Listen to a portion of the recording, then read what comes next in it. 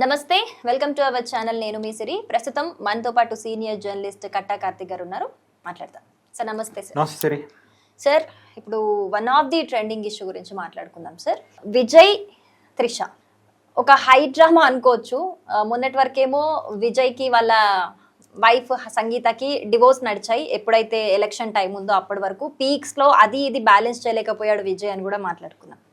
కానీ scene cut చేస్తే Vijay CM అయిపోయిన తర్వాత ఇప్పుడు అసలు ఏం జరిగిందో, వాళ్ళిద్దరి మధ్య మరి ఏం మాట్లాడుకున్నారో, లేకపోతే సంగీత గారే సీఎం వైఫ్ అనే హోదా కోరుకుంటున్నారా, ఆవిడే కాంప్రమైజ్ అయ్యారా, లేకపోతే విజయ్ ఏమైనా కాంప్రమైజ్ చేశాడా, అసలు రీజన్ బయటికి రాలేదు. కానీ మళ్ళీ విడాకులు అయితే వెనక్కి తీసుకున్నారు. అసలు ఏం జరుగుతుంది సార్? అంటే ఇప్పుడు ఆవిడ మళ్ళీ వెనక్కి రావడానికి రీజన్ ఏంటి? అండ్ సేమ్ టైం అసలు త్రిష పరిస్థితి ఏంటి సార్?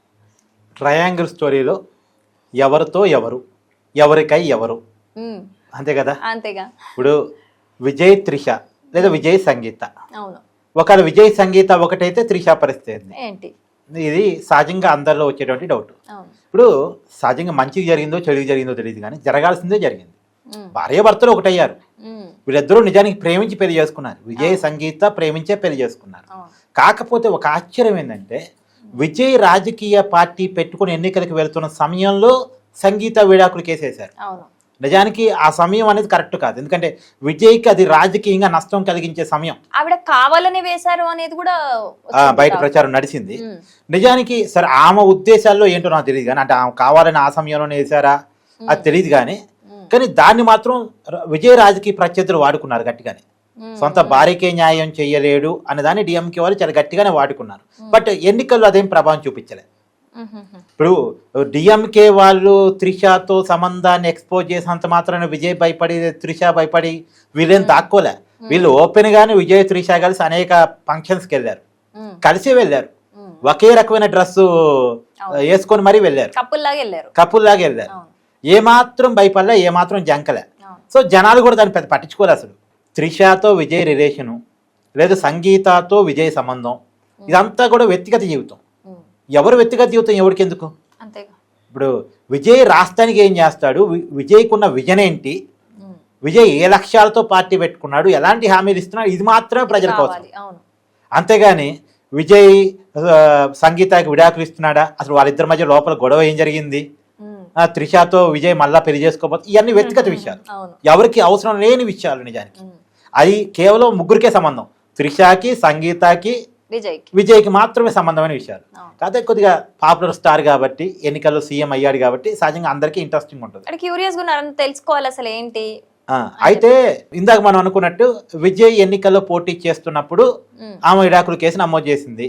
పైగా ఆ విడాకులు దాంట్లో క్లియర్ గా చెప్పింది, ఓపెన్ గా సంగీతానే చెప్పింది, ఒక నటితో వివాహేతర సంబంధాన్ని విజయ్ కొనసాగించడం వల్లే ఈ విడాకులు ఇవ్వాల్సి వస్తుంది అని కూడా చెప్పింది. నేను మానసిక శోభకు గురయ్యాను ఆ నటితో సంబంధం వల్ల అని కూడా చెప్పింది. పైగా నాకు 250 కోట్ల రూపాయల భరణం కావాలి అని కూడా ఆమె అడిగింది, అనుబంధ పిటిషన్ వేసి. మరి ఆ 250 కోట్లు అడగటానికి కూడా కారణం ఏంటి అన్నది కూడా చెప్పింది. ఏంది, ఎన్నికల అప్పుడు వీటిలో విజయ్ చూపించిన ఆస్తులు చూపిస్తూ ఈ ఆస్తుల లెక్క ప్రకారం భరణం కింద నాకు 250 కోట్లు కావాలి అని అడిగింది. పైగా పిల్లల్ని టేక్ కేర్ చేయాలని కూడా తన డైవర్స్ పిటిషన్ లో పెట్టింది. విజయ్ చూసుకోవాలి పిల్లల్ని టేక్ కేర్ చేయాలని. అంటే తండ్రి బాధ్యత కింద తండ్రి కూడా చూడాలి కదా, తల్లి బాధ్యత కింద తల్లి చూడాలి, తండ్రి బాధ్యత కింద తండ్రి చూడాలి. సో పిల్లల్ని ఇద్దరు టేక్ కేర్ చేయాలి కదా, కాబట్టి అది కూడా మెన్షన్ చేసింది. అయితే విజయ్ వైపు నుంచి అప్పుడు వచ్చిన చిన్న ప్రపోజల్, అంటే ఆ పిక్చర్కి ఎక్కడ రాలేదు కానీ బయట మీడియాలో వచ్చిన ఏంటంటే 35 కోట్లు ఇస్తాము, ప్లస్ పిల్లల్ని టేక్ కేర్ చేస్తామని విజయ్ తరపు లాయర్స్ చెప్పినట్టుగా, అంటే విజయ్ వర్షన్గా చెప్పినట్టుగా మనం విన్నాం. సరే ఏది ఏమైందో తెలీదు. ఎన్నికలు అయిపోయాయి, విజయ్ సీఎం అయ్యాడు. వెంటనే ఒక స్టేట్మెంట్ సంగీత వైపు నుంచి మనం విన్నాం, ఏది మీడియా ద్వారా. ఏంది, మళ్ళీ డైవర్స్ వెనక్కి వచ్చాయని, డైవర్స్ తీసుకోవట్లేదు, ఇక వచ్చేసింది డెసిషన్ అని కూడా ఎలక్షన్ వెంటనే వచ్చింది, టాక్ వచ్చింది. సరే అఫీషియల్ గా మీడియా ముందుకు వచ్చి మాట్లాడలేదు కానీ టాక్ వచ్చింది, అదే నిజమైంది. సో మొత్తానికి ఏదో జరిగింది, వాళ్ళ మధ్య రాజీ కుదిరింది. ఏదంటే అవతల డిఎంకే వాళ్ళు ఇప్పటికీ విజయ్ త్రిష సంబంధాల మీద పాయింట్అవుట్ చేస్తున్న క్రమంలో విజయ్ రాజీ పడ్డాడా లేదా సంగీత రాజీ పడిందా, సీఎం ప్రోటోకాల్ కోసం రాజీ పడిందా, మొత్తానికి అయితే రాజీ జరిగింది. అయితే ఇక్కడ ఇవాళకి రాజీ కుదిరింది, మళ్ళా ఈ విడాకుల కేసు నమోదు కాదని కాదు. ఎందుకంటే ఆల్రెడీ విడాకుల్ని విత్డ్రా చేసుకునేటప్పుడే సంగీత అడిగింది, మళ్ళీ కావాలంటే నేను అప్లై చేసుకునే అవకాశం నాకు ఇవ్వండి అని అడిగింది, ఇచ్చింది కోర్టు. మళ్ళీ కావాలంటే అప్లై చేసుకోమని ఇచ్చారు. కాబట్టి ఇది ఇవాళకి మళ్ళీ రేపటి ఏం జరిగిందో జరపలేదు. చెప్పలేం. కాకపోతే సంగీత ఇప్పుడు లండన్లో ఉంది. ఆ మోస్ట్లీ లండన్లోనే ఎక్కువ ఉంటున్నారు, ఇండియాలో తక్కువ ఉంటున్నారు, లండన్లో ఎక్కువ ఉంటున్నారు. మళ్ళీ లండన్లోనే ఉండే తాను అక్కడి నుంచి ఇక్కడికి వచ్చి మళ్ళీ విజయ్ ఇంట్లోకి వస్తారా? అయితే గతంలో మనం ఒక విషయాన్ని విన్నాం, త్రిషతో ఎలాంటి సంబంధం ఉన్నా ఇక పర్లేదు నేను రాజీ పడతానని సంగీత చెప్పినట్టుగా మనం విన్నాం. ఇప్పుడు త్రిషతో విజయ్ రిలేషన్ ని కొనసాగించినా సరే సంగీతకు అభ్యంతరం లేకుండానే విడాకుని విత్డ్రా చేసుకుందా అది తెలీదా? అది ఏదైనా వాళ్ళిద్దరే క్లారిటీ ఇవ్వాలి, లేదా ఆ ముగ్గురు క్లారిటీ ఇవ్వాలి. సో ఆ ముగ్గురు బయటకు వచ్చి క్లారిటీ ఇచ్చేవాళ్ళు కాదు, క్లారిటీ ఇవ్వరు కూడా వాళ్ళ వ్యక్తిగత జీవితాలని.